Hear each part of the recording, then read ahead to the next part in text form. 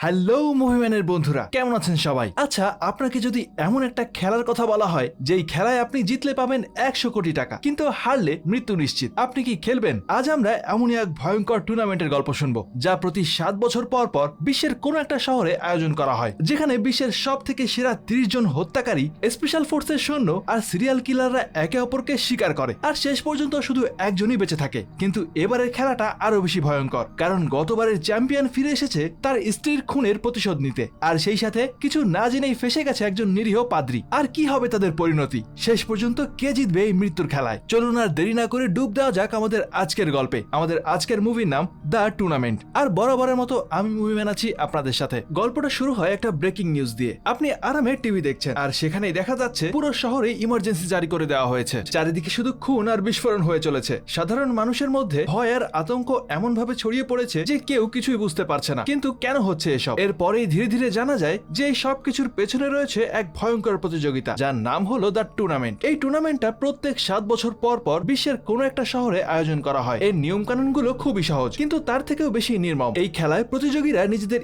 ইচ্ছায় অংশ নেয়, আর তাদের কাজ হলো একে অপরকে শিকার করে মেরে ফেলা, যতক্ষণ না পর্যন্ত শুধুমাত্র একজন বেঁচে থাকে। এক কথায় বলতে গেলে এটাকে আপনারা রিয়েল লাইফ পাবজিও বলতে পারেন। আর যে শেষ পর্যন্ত জিতবে সে পাবে পুরো $10 মিলিয়ন।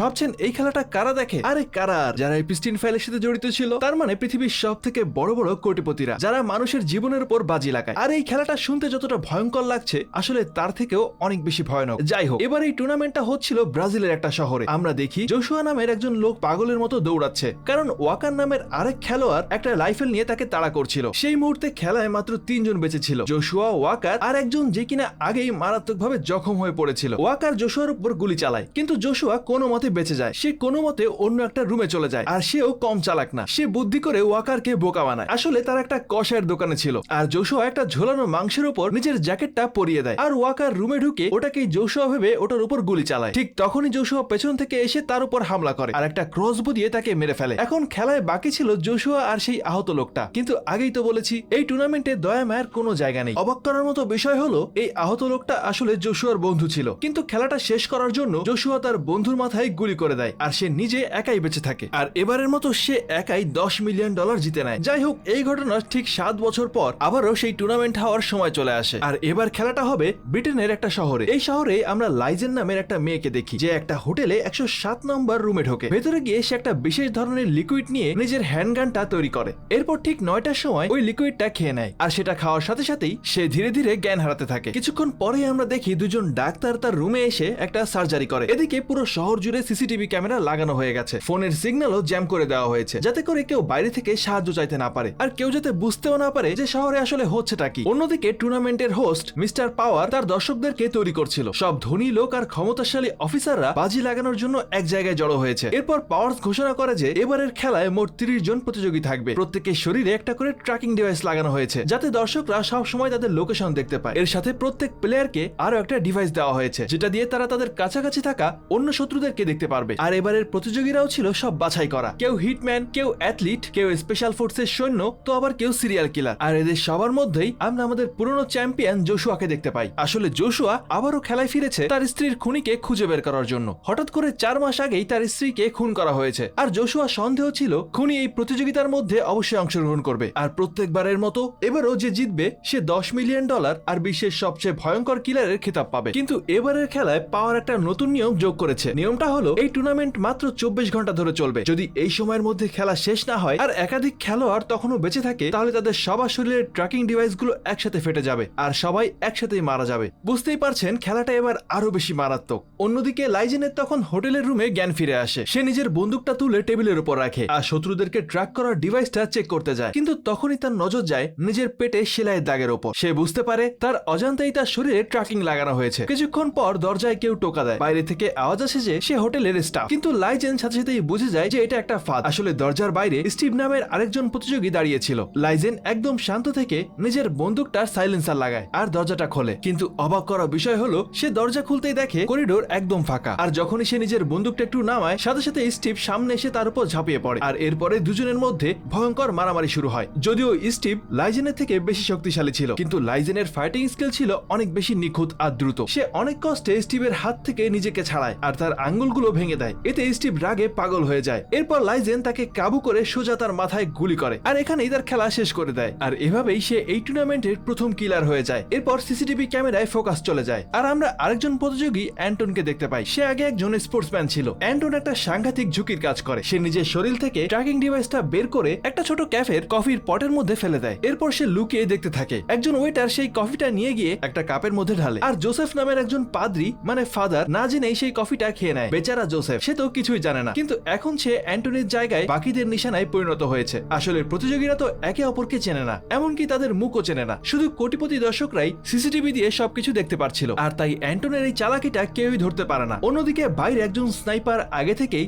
জোসেফের উপর নজর রাখছিল। আসলে সে তো ওই ট্র্যাকিং ডিভাইসের উপর নজর রাখছিল। সে তো আসলে জানে না যে ট্র্যাকিং ডিভাইসটা অ্যান্টনের বডিতে ছিল, যেটা এখন জোসেফের বডিতে। যাই হোক, ওই স্নাইপার ছাড়াও বাইরে একটা গাড়িতে আরেকজন অপেক্ষা করছিল একটা শটগান নিয়ে, যাতে সে জোসেফকে মারতে পারে। কিন্তু স্নাইপারটা যখনই দেখে তখন সে ঠিক করে যে আগে সে গাড়ির লোকটাকেই মারবে, কারণ জোসেফকে মারলে অন্যজন দ্রুত পালিয়ে যেতে পারে। এরপর স্নাইপারটা আবার জোসেফের দিকে বন্দুক তাক করে, কিন্তু গুলি চালানোর আগেই কোথা থেকে যেন অ্যান্টন এসে স্নাইপারের ঘাড় মটকে দেয়। আসলে অ্যান্টনের শরীরে তো এখন কোনো ট্র্যাকার নেই, তাই সে সহজেই যে কাউকে মারতে পারছিল। সে জোসেফকে নিজের জায়গায় একটা জ্যান্ত ট্রাপ হিসেবে ব্যবহার করছিল আর সেই সাথে সে স্নাইপারের রাইফেলটাও নিয়ে নেয়, যাতে করে জোসেফের উপর আক্রমণ করা যে কাউকেই সে দূর থেকে মারতে পারে। আর এইভাবে একে একে সবাইকে মেরে সেই টুর্নামেন্টের বিজয় হতে চাচ্ছিল। যাই হোক, এদিকে এই সবকিছু না জানা জোসেফ একটা চার্চে গিয়ে খুব মন দিয়ে প্রার্থনা করছিল। তার তো কোনো ধারণাই ছিল না যে তার চারপাশে কি ভয়ানক খেলা চলছে। তখনই লাইজেন সেখানে এসে পৌঁছায় আর সে জোসেফের দিকে বন্দুক তাক করে, কারণ ট্র্যাকার অনুযায়ী জোসেফই তার শত্রু। কিন্তু জোসেফ তাকে দেখে কোনো আক্রমণই করছিল না, তাই লাইজেন একটু কনফিউজড হয়ে যায় যে আসলে ব্যাপারটা কি। কিন্তু সেই ট্র্যাকিং ডিভাইসে তাদের দুজনকে পাশাপাশি দেখে তাদের কাছাকাছি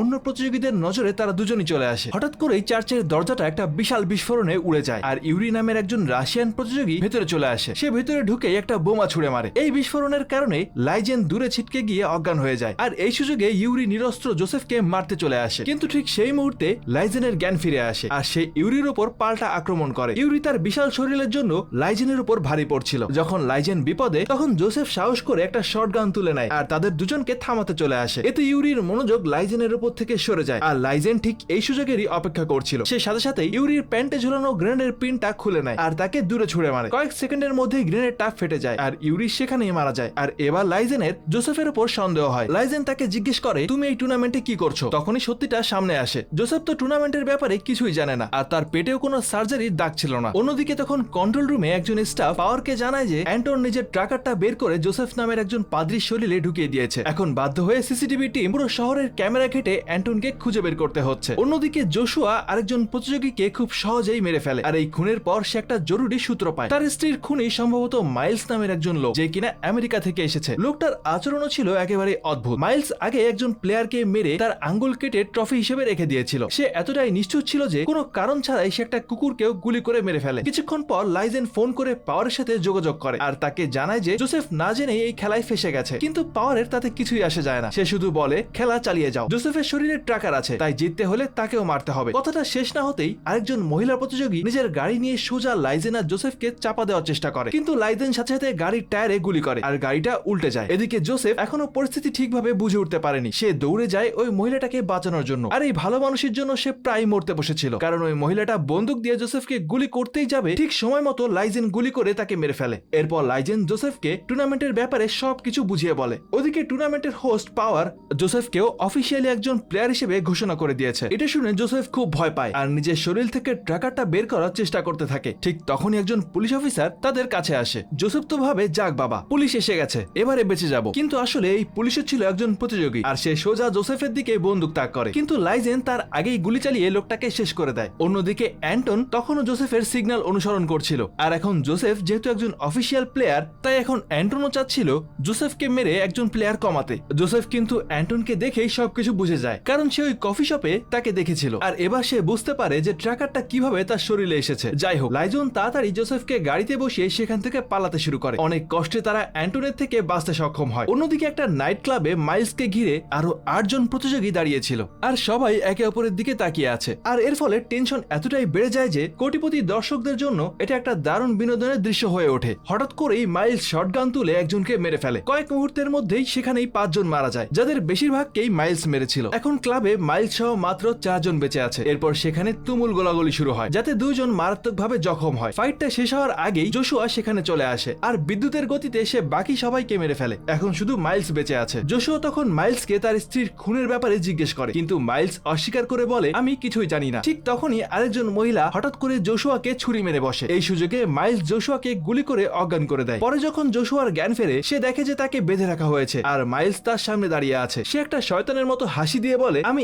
আজ পর্যন্ত হাজার হাজার লোক মেরেছি কিন্তু তোমার বউকে মারিনি। এরপর সে জোশুয়ার একটা আঙ্গুল কেটে সেটাকে সিগারেটের মতো ব্যবহার করতে থাকে। আর সবশেষে মাইলস বলে যে তোমার বউকে লাইজেন নামের একজন মেরেছে। সত্যিটা জানার পর জোশুয়া বলে, মরার আগে একটা লোককে অন্তত একটু মদ তো খাওয়াতে পারো। মাইলস এটাকে তার শেষ ইচ্ছা ভেবে রাজি হয়। এরপর যখনই মাইলস তার সিগারেট ধরাতে লাইটার জ্বালায়, জোশুয়া তার মুখের মধ্যে রাখা মদটা সোজা মাইলসের দিকে ছুড়ে মারে আর সাথে সাথেই মাইলসের শরীরে আগুন ধরে যায়। এই গন্ডগোলের মধ্যে জোশুয়া একটা স্ক্রুর সাহায্যে নিজের দড়িটা ঘষে নিজেকে মুক্ত করে ফেলে, কিন্তু দুর্ভাগ্যবশত মাইলস সেখান থেকে পালিয়ে যায়। যাই হোক, জোশুয়া এবার বারের কাউন্টার থেকে একটা চাবি নিয়ে একটা বিশাল তেলের ট্যাঙ্ক দখল করে ফেলে। তার কাছে এখন হারানোর মতো আর কিছুই বাকি নেই, তাই সে সোজা লাইজেনের পেছনে বেরিয়ে পড়ে। এদিকে লাইজেন তখন জোসেফকে নিয়ে শহর থেকে বাইরে বের হওয়ার চেষ্টা করছিল, যাতে করে তাদের সিগন্যালটা দুর্বল হয়ে পড়ে। আর অন্যদিকে বাকি প্রতিযোগীরা একে অপরকে শিকার করে যাচ্ছে। কিছুক্ষণ পর লাইজেন একটা গ্যাস স্টেশনে থামে। সে একটা শক্তিশালী ওষুধ নেয় যাতে জোসেফ তার শরীর থেকে ট্র্যাকারটা বের করতে পারে, কিন্তু ঠিক তখনই মাইলস সেখানে এসে হাজির হয়। লাইজেন এক মুহূর্ত দেরি না করে মাইলসকে ধরে ফেলে আর তাকে মারার জন্য রেডি হয়, কিন্তু জোসেফ বলে খারাপ পথ ছেড়ে দাও আর ওকে যেতে দাও। কিন্তু এদিকে কোটিপতি দর্শকরা এই দৃশ্যটা মন দিয়ে দেখছিল, কিন্তু কোনো সিদ্ধান্ত হওয়ার আগেই মাইলসের শরীরের ভেতরে একটা জোরদার অ্যালার্ম বাজতে শুরু করে। আসলে পাওয়ার তার ট্র্যাকারটা অ্যাক্টিভ করে দিয়েছিল।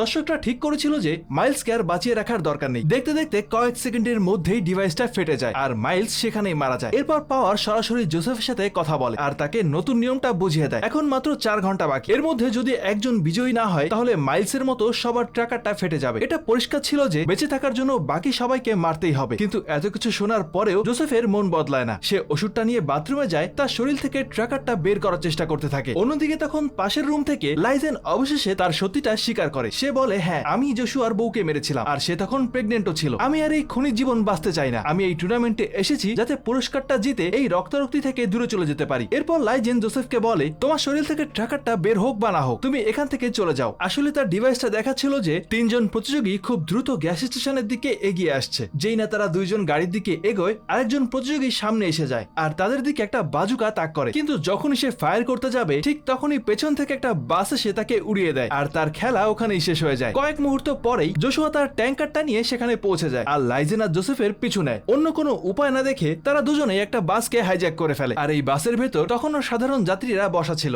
জোসেফ সোজা গিয়ে স্টিয়ারিং সামলায় আর লাইজেন জানালা দিয়ে গুলি করে জোশুয়াকে দূরে রাখার চেষ্টা করছিল। কিন্তু পরিস্থিতি আরো ভয়ঙ্কর হয়ে ওঠে যখন অ্যান্টন হঠাৎ করে একটা ব্রিজ থেকে সোজা চলন্ত বাসের উপর ঝাঁপিয়ে পড়ে আর সে খুব সহজেই বাসের ভেতর ঢুকে পড়ে। বাসে ঢুকেই সে লাইজেনের সাথে ফাইট করতে শুরু করে। সরু জায়গা আর চলন্ত বাস হওয়ার কারণে লাইজেনের জন্য মারামারি করাটা খুবই কঠিন হয়ে পড়েছিল। একটা সময় তো লাইজেন বাস থেকে প্রায় পড়েই যাচ্ছিল। সে জোশুয়া ট্যাঙ্কারের সামনে পড়তেই যাবে, ঠিক সেই সময় সে কোনো মতে আবারও বাসে উঠে পড়ে। এবার সে তার সবগুলো গুলি অ্যান্টনের উপর চালিয়ে দেয়। দুজনেরই গুলি শেষ হয়ে যায়। শেষমেশ সুযোগ বুঝে জোসেফ হঠাৎ করেই ব্রেক করে বসে আর এই ঝটকায় অ্যান্টন সোজা জোশুয়ার ট্রাকের সাথে ধাক্কা খায় আর সেখানেই মারা যায়। আর এই ধাক্কায় ট্যাঙ্কারটাও উড়ে যায়। সেখানে একটা বিশাল বিস্ফোরণ ঘটে, কিন্তু ভাগ্যক্রমে লাইজেন আর জোসেফ সেই ধ্বংসলীলা থেকে বেঁচে যায়। হঠাৎ করেই জোসেফের শরীরটা খুব খারাপ হয়ে যায় আর অবশেষে সেই ট্র্যাকারটা তার শরীর থেকে বেরিয়ে আসে। ডিভাইসটা বেরিয়ে যাওয়ার সাথে সাথেই জোসেফ অফিসিয়ালি খেলা থেকে বাদ হয়ে যায়। অন্যদিকে জোশুয়াও কোনো মতে এই বড় বিস্ফোরণের হাত থেকে বেঁচে গেছে। আমরা দেখতে পাই ভোর হয়ে গেছে আর এখন মাত্র 15 মিনিট বাকি ছিল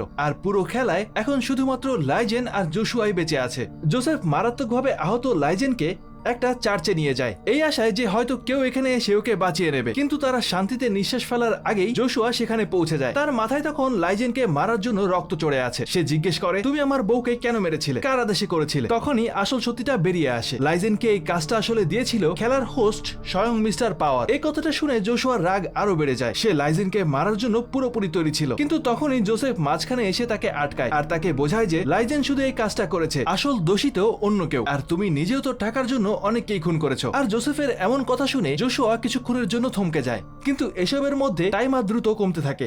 আর তখন মাত্র 30 সেকেন্ড সময় বাকি ছিল। কিন্তু এই শেষ মুহূর্তে জোশুয়া লাইজেনের পেটে ছুরি ঢুকিয়ে দেয় আর সে আবারও টুর্নামেন্টের বিজয়ী হয়ে যায়। কিন্তু আসল সত্যিটা ছিল অন্য কিছু। সে আসলে লাইজেনকে পুরোপুরি মারেনি, বরং ছুরিটা ঢুকিয়ে তার শরীর থেকে ট্র্যাকারটা বের করে দিয়েছিল। কিছুক্ষণ পর একটা লিমুজিন এসে জোশুয়াকে টুর্নামেন্টের ভিউইং রুমে নিয়ে যায় আর এখানে তাকে পরপর 2 বার টুর্নামেন্টে জেতার জন্য অভিনন্দন জানানো হয়। আর সেই সাথে তাকে বিশ্বের সব থেকে ভয়ঙ্কর কিলারের খিতাব দেওয়া হয়। সবাই মিলে তখন সেলিব্রেট করতে শুরু করে, কিন্তু জোশুয়ার মনে তখন শুধু প্রতিশোধের আগুন। সে তার গ্লাসটা ছুঁড়ে ফেলে দিয়ে সোজা টেবিলের উপর উঠে পড়ে আর পাওয়ার্সের মুখে থুতু দেয়। এই $10 মিলিয়ন তার কাছে মূল্যহীন, তার শুধু একটাই উত্তর চাই। আর তখন অবশেষে পাওয়ার সত্যিটা বলে, সে শুধু টাকার জন্য জোশুয়ার স্ত্রীকে খুন করিয়েছিল, কারণ জোশুয়া টুর্নামেন্টে ফিরতে রাজি হচ্ছিল না। অন্যদিকে দর্শকরা চাচ্ছিল পুরাতন টুর্নামেন্টের বিজয়ীকে আবার ওই টুর্নামেন্টে দেখার জন্য, তাই সে যদি না ফিরে আসতো তাহলে স্পন্সররা সরে যেত। আর তাই পাওয়ার্স ইচ্ছা করে এই জঘন্য কাজটা করিয়েছিল। এই সত্যিটা শোনার পর জোশুয়ার ধৈর্যের বাঁধ একেবারেই ভেঙে যায়। সে রাগে পাওয়ার্সকে ধরে ফেলে আর লাইজেনের শরীর থেকে বের করা ট্র্যাকারটা জোর করে তার মুখ দিয়ে ঢুকিয়ে দেয়। সাথে সাথেই সেই সিস্টেমটা সক্রিয় হয়ে যায়। টাইমার তখন 3 সেকেন্ডে এসে দাঁড়িয়েছে আর সেই মুহূর্তেই দুটো ট্র্যাকার একসাথে ফেটে যায় আর জোশুয়া আর পাওয়ার্স দুজনেই সেখানেই মারা যায়। আর প্রত্যেক টুর্নামেন্টের মতোই এবারও আসল সত্যিটা কখনোই বাইরে পৌঁছায় না, কারণ খবরের চ্যানেলগুলো সেই সব ধনী আর ক্ষমতাশীল লোকদের নিয়ন্ত্রণে ছিল যারা এই খেলার দর্শক ছিল। গল্পের শেষে আমরা দেখি জোসেফ তার চার্চে বক্তৃতা দিচ্ছে আর তার সামনে বসা ভিড়ের মধ্যে লাইজেনও এসে বসেছে। সে এখন একটা নতুন জীবন শুরু করতে যাচ্ছে আর গল্পটাই এখানেই শেষ হয়ে যায়। তাহলে এই গল্পের শেষ পর্যন্ত আমরা দেখলাম জোশুয়া নিজে বিজয়ী হয়েও বেঁচে থাকার পথ বেছে নেয়নি। সে প্রতিশোধের আগুনকে সুবিচারের পথে নিয়ে গিয়েছিল আর এই ভয়ঙ্কর খেলার আসল কারিগর পাওয়ার্সকে নিয়ে নিজেই শেষ হয়ে যায়। এই গল্পের শেষটা আমাদেরকে খুব গভীর একটা প্রশ্ন করতে বাধ্য করে, টাকা আর ক্ষমতার লোভে মানুষ কতটা নিচে নামতে পারে। তার একটা চরম উদাহরণ হলো এই টুর্নামেন্টটা। কিন্তু এই অন্ধকারের মধ্যেও আমরা ফাদার জোসেফের মতো ন্যায়ের প্রতীককে দেখেছি, যে কিনা চরম বিপদের মুখেও নিজের বিশ্বাস আর মনুষ্যত্বকে হারায়নি। আর অন্যদিকে লাইজেনের চরিত্রটা আমাদেরকে দেখায় যে মানুষ অতীতে যতই ভুল করুক না কেন তার কাছে সবসময় ভালো পথে ফিরে আসার একটা সুযোগ থাকে। জোশুয়া পারতো লাইজেনকে মেরে নিজের প্রতিশোধটা পূর্ণ করতে, কিন্তু তার বদলে সে তাকে একটা নতুন জীবন উপহার দিয়েছিল। আসলে এই সিনেমাটা আমাদেরকে এটাই বোঝাতে চায় যে আসল লড়াইটা বাইরের শত্রুর সাথে না, বরং নিজের ভেতরের লোভ, হিংসা আর প্রতিশোধের সাথে। আমরা প্রত্যেকেই নিজের জীবনের এক একজন যোদ্ধা। এখন এটা আমাদের উপর নির্ভর করে যে আমরা কি ক্ষমতার লোভে অন্ধ হয়ে যাব নাকি সব থেকে কঠিন পরিস্থিতিতেও মনুষ্যত্ব আর ভালোবাসাকে বাঁচিয়ে রাখবো। আপনারা কি মনে করেন? কমেন্ট করে আমাকে অবশ্যই জানাবেন। আর এখন চলে যাচ্ছি সরাসরি আমাদের মুভি ম্যানের ফ্যান সেকশনে। আমাদের আজকে সেরা মন্তব্যকার হিসেবে নির্বাচিত হয়েছেন আফতাব মোল্লা। তিনি বলেছিলেন, আমিও বদমাশ, ক্লাস 8-এ পড়ি। যাই হোক ভাই, ভালো হয়ে যান, এখনো সময় আছে। আর কমেন্ট করার জন্য অসংখ্য ধন্যবাদ। এভাবে আমাদের পাশে থাকার জন্য আপনাদের সবাইকে জানাই মনের অন্তঃস্থল থেকে অসংখ্য ধন্যবাদ। আজকের মতো বিদায় নিচ্ছি, আবারও দেখা হবে নতুন কোনো মুভির গল্প নিয়ে। ততদিন পর্যন্ত সবাই ভালো থাকুন আর অবশ্যই ভালোকে ভালোবাসুন।